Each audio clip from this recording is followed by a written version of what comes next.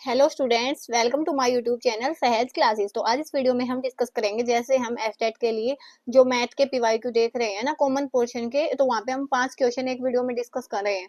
तो आज हमारा रहेगा टीजीटी 2020 का। इससे पहले हमने टीजीटी 2021 है वो कंप्लीट किया है, और टीजीटी 2020 के भी 5 क्वेश्चन हम वो पहले डिस्कस करके आ चुके हैं। तो यहाँ पे आज से हम डिस्कस करेंगे। आज इसके लास्ट के 5 क्वेश्चन यहाँ पे मिलेंगे हमें, तो वो हम डिस्कस करेंगे। तो यहाँ तक हमने डिस्कस किए थे पहले, उसके बाद हम क्वेश्चन 71 से चलते हैं। तो यहाँ पे देखो हमें क्या दिया गया है, इस the compound interest on a certain sum for 2 years at 3% per year B ₹101.5।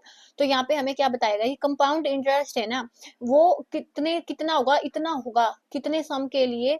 Compound interest on a certain सम हमें नहीं पता, कोई भी एक निश्चित प्रिंसिपल अमाउंट है जिसपे 2 साल के लिए 3% की उस पे दर पे इतना है, वो जो कंपाउंड इंटरेस्ट है वो होगा।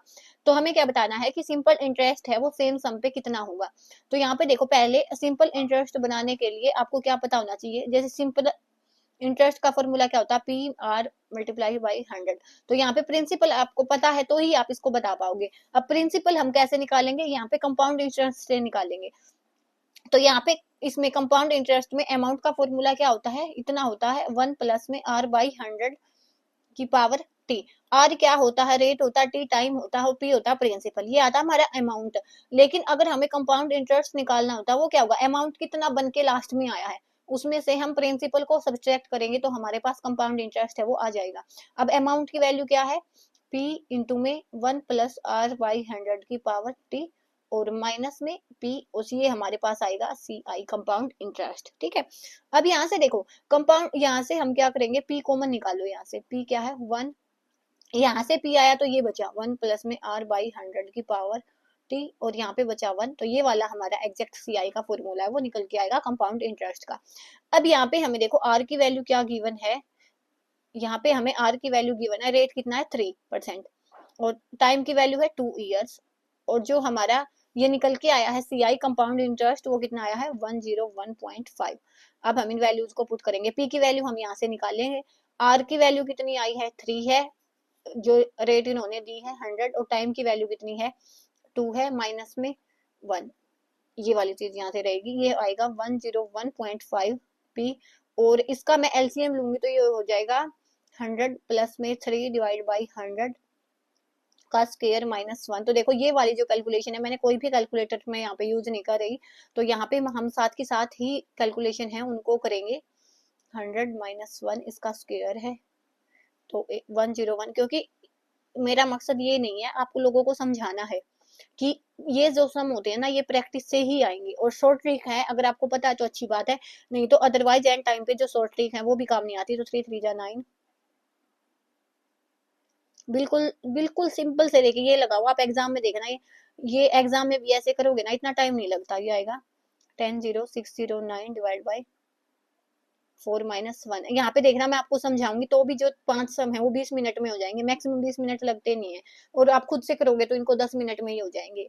अब यहाँ पे इसका एलसीएम लेंगे, तो वो तो आप पे डिपेंड है, फिर आप इसको कैसे लेते हो, 9। और यहाँ पे ये वाला हमने एलसीएम लिया, माइनस में 1134, तो ये आएगा 101.5 is equal to principal into में, यहाँ से इसमें से हम ये सब्सट्रैक्ट करेंगे तो 609 डिवाइड बाई 1234, 1234। हाँ, उसके बाद ये वाली चीज यहाँ पे मल्टीप्लाई में चली जाएगी, 103 ये divide by 609 is equal to principal amount. तो यहाँ से हमारे पास प्रिंसिपल क्या आया, 1015 और 30 और 609। तो ये हमारे पास प्रिंसिपल अमाउंट आया है। अब हम एस आई निकाल देंगे, सिंपल इंटरेस्ट। क्या आया है principal, 1015000 divide by 609 P. R कितना है, 3%, टाइम कितना है 2 years, और कितने साल के लिए है, रेट हो गया, प्रिंसिपल हो गया, रेट हो गया, टाइम हो गया, मल्टीप्लाई में 100। तो यहाँ से 2 जीरो से 2 जीरो कैंसल, उसके बाद इस 3 से ये वाला कैंसिल हो जाएगा, तो 203, ठीक है, अब हम इसके मल्टीप्लाई यहाँ से करेंगे तो 0, ये 2 5 जा 10, 2 और ये 3, ये 0 और यहाँ पे आएगा 2 और ये आएगा 203। तो इसको आप कैंसिल आउट करोगे तो 100 रुपीज है जो हमारा SI है, सिंपल इंटरेस्ट है, वो निकल के आएगा। तो यहाँ पे देखो 1 बाय 1 सारी कैलकुलेशन आपके सामने की है, कोई भी कैलकुलेटर नहीं है, उसके बाद भी जो आपके सम है वो हो जाते हैं। तो वो आप पे डिपेंड है, प्रैक्टिस आप कितनी करोगे। तो यहाँ पे हमारा जो ऑप्शन क्वेश्चन नंबर 71 का ऑप्शन 2 है वो सही हो जाएगा। इसी के साथ हम चलते हैं अगले क्वेश्चन पे। और सारे सम है वो इतने लेंथी भी नहीं होते, तो आप इनको इजीली निकाल सकते हो। तो यहाँ पे हमें क्या गिवन है, one angle of a quadrilateral is 108 degree. एक एंगल है क्वाड्रिलेटरल का, वो कितना गिवन है, 108 डिग्री गिवन है। और जो बचे हुए 3 एंगल है वो इक्वल है, ये हमें पता है, बताया गया है, इन्होंने बताया है। तो हमें तीनों एंगल्स बताने हैं। तो ये देखो हमने कोई भी हमारे पास क्वाड्रिलेटरल मानी है जिसकी 4 भुजाएं हों, तो वहां पे कोई भी एक एंगल अपने अकॉर्डिंग हमने मान लिया 108 डिग्री है। ये बाकी हमने एक्स एक्स मान लिए, ठीक है। और जो सम होता है, क्योंकि इक्वल इन्होंने दिए हैं कि सारे एंगल इक्वल होंगे, तो सम ऑफ एंगल्स ऑफ क्वाड्रिलेटरल कितना होता है, वो होता है 360 डिग्री। तो इनका सम कर देंगे हम, x plus x plus x plus 108 is equal to किसके आएगा, 360 के। तो ये 3x प्लस में 108 किसके इक्वल आएगा, 360 के। 3x कैसे आएगा, 360 माइनस में 108, तो x कैसे आएगा, 10 में से 8 गया 2 और यहाँ पे 5 बचा, और यहाँ पे 3 में से बन गया 2 डिवाइड बाई 3। तो यहाँ पे 3 8 जा और 3 4 जा, तो x की वैल्यू क्या आई 84। तो बाकी बचे हुए सारे एंगल किसके आएंगे, 84 डिग्री के आएंगे। तो यहाँ से हमारा जो क्वेश्चन 73 है उसका ऑप्शन 3 है वो सही हो जाएगा। क्वेश्चन 73 ऑप्शन 3 है वो सही हो जाएगा। उसके बाद हम चलते हैं अपने नेक्स्ट क्वेश्चन पे।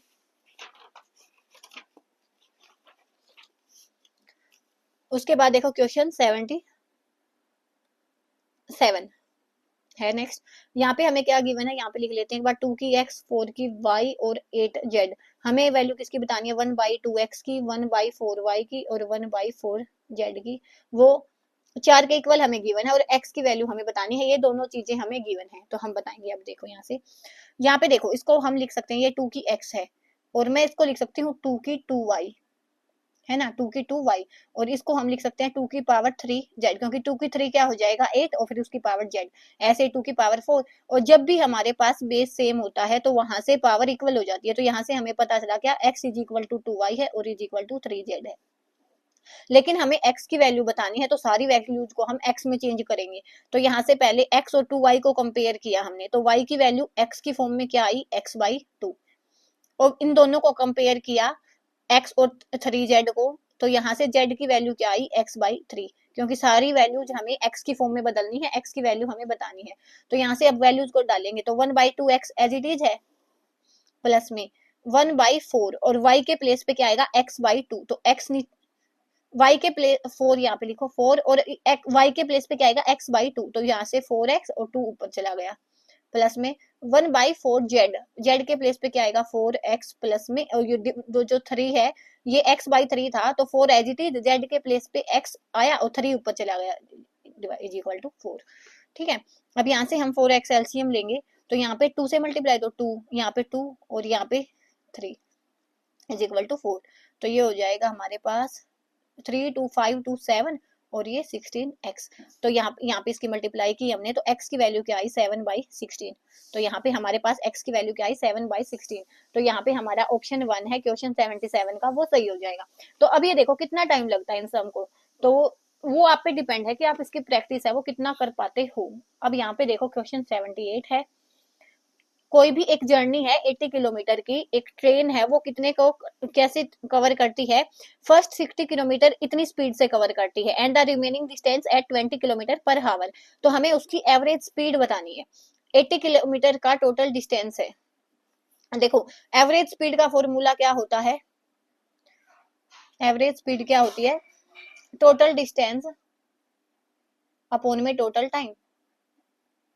अब टोटल डिस्टेंस तो हमारे पास 80 किलोमीटर है लेकिन टाइम नहीं है। अब हम टाइम निकालेंगे अलग अलग से। तो पहले देखो स्पीड का फॉर्मूला क्या होता है, distance by time, distance upon time होता है।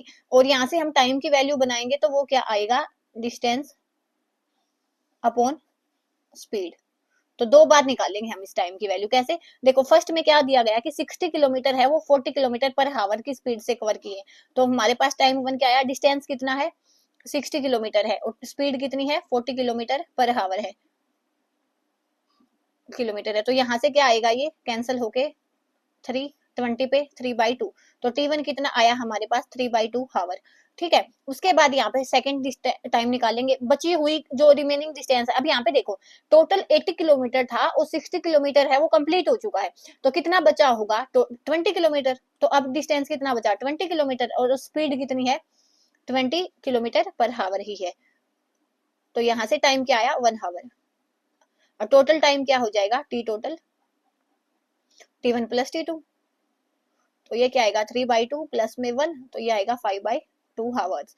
अब हमारे पास टोटल डिस्टेंस भी है टोटल टाइम भी है, तो एवरेज स्पीड क्या आएगी, टोटल डिस्टेंस कितना है 80 किलोमीटर और ये कितना आएगा 5/2 हावर, तो ये आएगा 80, यहाँ पे 5 नीचे और 2 ऊपर आया किलोमीटर पर हावर, तो यहाँ पे ये 16 और यहाँ पे आएगा 32 किलोमीटर पर हावर।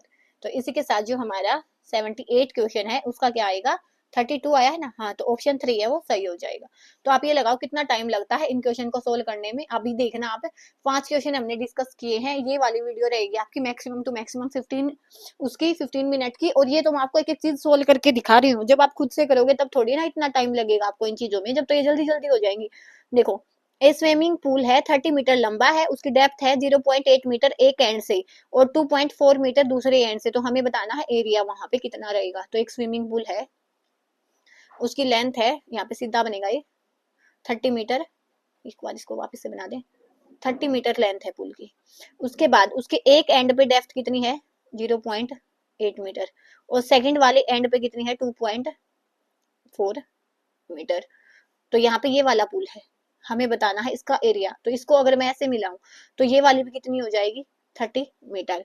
ठीक है, और ये पूरी अगर यहाँ पे इसको नेमिंग दे हम ABCD, ये 0.8 है तो ये 0.8 है, तो हमारे पास ये BC कितना बचेगा 2.4 में से हम 0.8 माइनस करेंगे तो 1.6 मीटर है। हमारे पास इतना डिस्टेंस कितना बचा 1.6 मीटर, क्योंकि 2.4 तो फिर कंप्लीट है और 0.8 ये वाला है। तो यहाँ पे एरिया, टोटल एरिया किसके इक्वल होगा, एरिया ऑफ रेक्टेंगल और साथ में एरिया ऑफ ट्रायंगल। अब हम निकाल देंगे रेक्टेंगल का क्या होता है लेंथ इंटू ब्रेथ, तो 30 इंटू में 0.8 मीटर स्क्वायर, और ट्रायंगल का क्या होता है 1/2 मल्टीप्लाई में बेस कितना है 30 और हाइट कितनी आई है, यहाँ से हमने इसमें कंप्लीट तो थी 2.4 और 0.8 थी ऊपर वाली, ये तो हो चुका ना हमारा, तो इसमें से 2.4 में से 0.8 घटाया हमने तो 1.6 मीटर। तो यहाँ से हमने ये किया, तो यहाँ से आया 24 मीटर स्क्वायर और यहाँ से आया ये 0.8 और यहाँ से ये देखो 30 मल्टीप्लाई में 8/10, तो यहाँ से ये भी कितना आया 24 मीटर स्क्वायर। तो ओवरऑल एरिया जो आया 48 मीटर स्क्वायर, क्योंकि जो एरिया होता है रेक्टेंगल का वो क्या होता है रेक्टेंगल का लेंथ इंटू ब्रेथ, और जो ट्रायंगल का एरिया होता है 1/2 मल्टीप्लाई बेस मल्टीप्लाई हाइट। तो बेस 30 था, हाइट 1.6 निकाली थी, इसमें लेंथ 30 थी और यहाँ पे ब्रेथ 0.8 थी, तो इसका भी आ गया इसका भी आ गया, दोनों को ऐड किया तो 48 मीटर स्क्वायर आया है। तो यहाँ पे हमारा क्वेश्चन 79 का रहेगा ऑप्शन 1 करेक्ट। उसके बाद हम देख लेते हैं और क्वेश्चन है क्या नहीं है। तो यहाँ पे देखो 5 क्वेश्चन है और यहाँ पे 14 मिनट की वीडियो है, तो इसमें से हमने 2-3 मिनट ऐसे भी वेस्ट किए होंगे। उसके बाद भी आप ये लगाओ मैंने किस चीज आपको बताई है, कैलकुलेशन आपके सामने की है, तो मैथ को इतना हवा बना हुआ वैसे मैथ का, बाकी इतना कोई वो नहीं है। अगर आप अच्छे से करोगे तो 10 में से आप 7-8 मार्क्स है वो इजीली लेके आ सकते हो। तो आज के लिए इतना ही, 2 पेपर हमारे कंप्लीट हो चुके हैं, 2020 वाला और 2021 वाला TGT वाला। तो अब हम नेक्स्ट में मिलेंगे या तो 2022 के साथ या तो 2019 के साथ। तब तक के लिए धन्यवाद, thanks for watching my video.